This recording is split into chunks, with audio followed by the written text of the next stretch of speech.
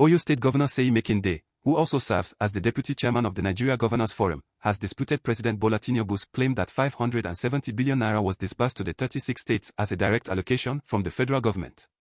In a newsletter published on the state's official website, Makinde clarified that the funds were actually from the World Bank's COVID-19 Action Recovery Economic Stimulus (N570bn) program, with the federal government acting only as an intermediary. Makinde's statement was in response to an open letter from a concerned citizen, A.M. Ashogi Digby, who requested detailed information on how the supposed 570 billion naira was spent in Oyo State.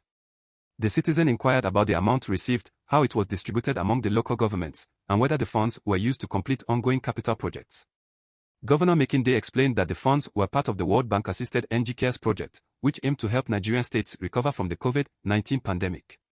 States were required to use their own funds in advance to implement the program, and the World Bank later reimbursed them after verifying the expenses through the federal government.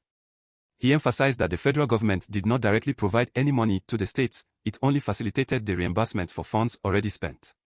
Makinde further clarified that the funds received by Oyo State were loans, not grants, and must be repaid. The N570bn program, which Oyo State adopted as Oyo-CARES, predates the current federal administration. Oyo State received 5.98 billion naira in the first round of reimbursements and 822 million naira in the second round, as part of its investments in the program.